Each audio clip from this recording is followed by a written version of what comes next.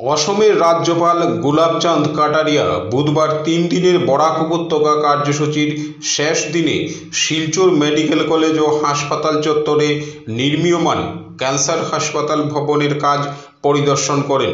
এর আগে রাজ্যপাল শিলচর মেডিকেল কলেজ হাসপাতালের অডিটোরিয়ামে আয়োজিত এক সভায় ভাষণ প্রদান করতে গিয়ে বলেন, রোগীদের সঙ্গে সুন্দর ব্যবহার করলেই রোগীরা অর্ধেক সুস্থ হয়ে ওঠেন।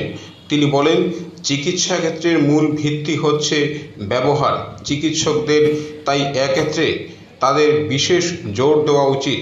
আয়োজিত এই সভায় তিনি ভালো ব্যবহারের পরামর্শ দেওয়ার সঙ্গে সঙ্গে এও বলেন, জনতার টাকা খুবই কষ্টের টাকা। এই টাকার সঠিক ব্যবহার করে যাতে রোগীদের সেবা পরিষেবা দেওয়া সম্ভব হয়, ইতিবাচক মানসিকতা নিয়ে একথা সবসময় মাথায় রাখতে হবে তাদের।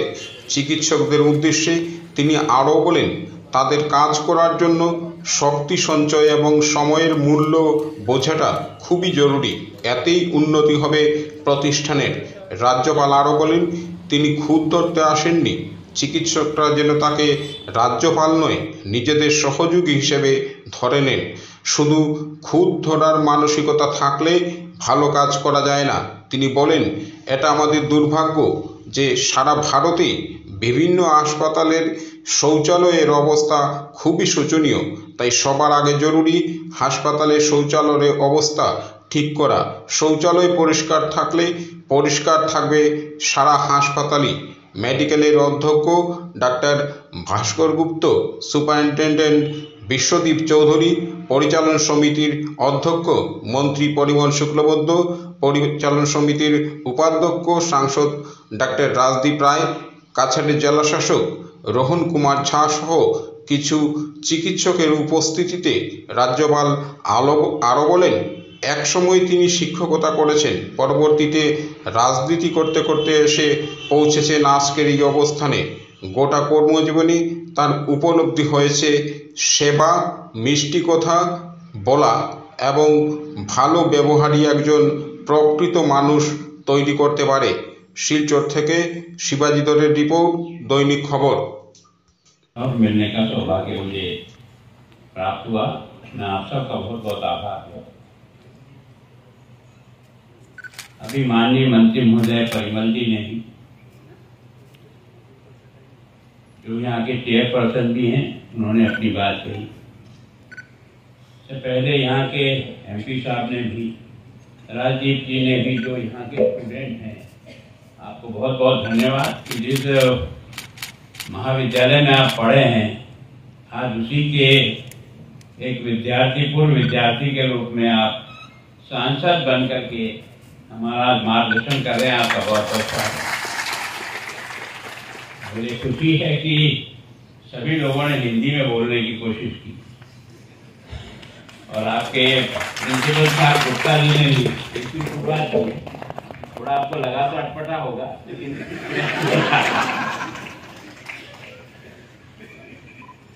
अधीक्षक महोदय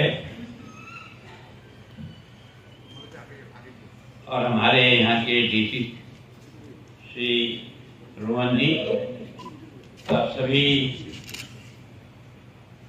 इस महाविद्यालय के फैकल्टी मेंबर्स, सभी पढ़ने वाले मेरे भैया खड़ा हूँ।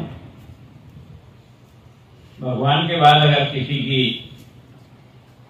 सबसे ज्यादा लोग महसूस करते हैं या होने के लिए तैयारी कर रहे हैं,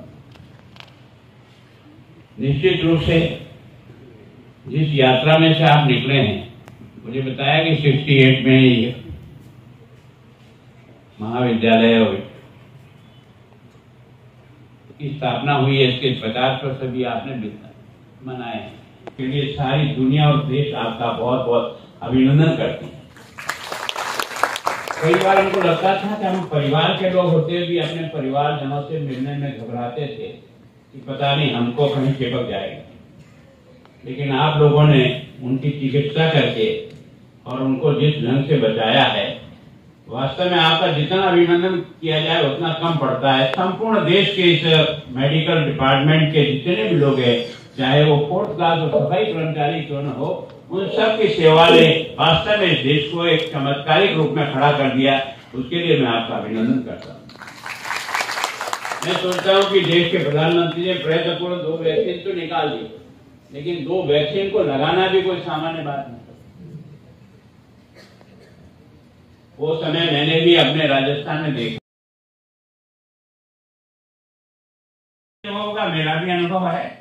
मतलब आपका व्यवहार ही आधा इलाज हो जाता है पेशेंट का। तो मैं सोचता हूँ जिस प्रोफेशन में आप लगे हैं वो वास्तव में इस देश को सुरक्षित ही रखेगा और देश को एक लंबी आयु देने के में भी आगे निश्चित रूप से बढ़ेगा। सामान्यतः मैं बहुत अभी का कोई पढ़ा लिखा आदमी नहीं, मैं सामान्य शिक्षक के रूप में रहा हूँ और वो भी स्कूल एजुकेशन में, लेकिन अपने अनुभव से कह सकता हूँ कि निश्चित रूप से इस सेवा के माध्यम से जितने भी काम किया पूरे तन्मय होकर के, उस शहर में सबसे ज्यादा अगर सम्मान किसी का होता है तो वो डॉक्टर का होता है जो इलाज करता है। समाज में भी आज भी उसका उतना ही सम्मान। तो मैं सोचता हूँ आप जो बच्चे पढ़ने आए हैं वो इस बारे में थोड़ा अपने आप को, अपने व्यवहार को और अपने, हमारे यहाँ गुजरात के डॉक्टरों को हम सबसे नंबर 1 पे मानते हैं।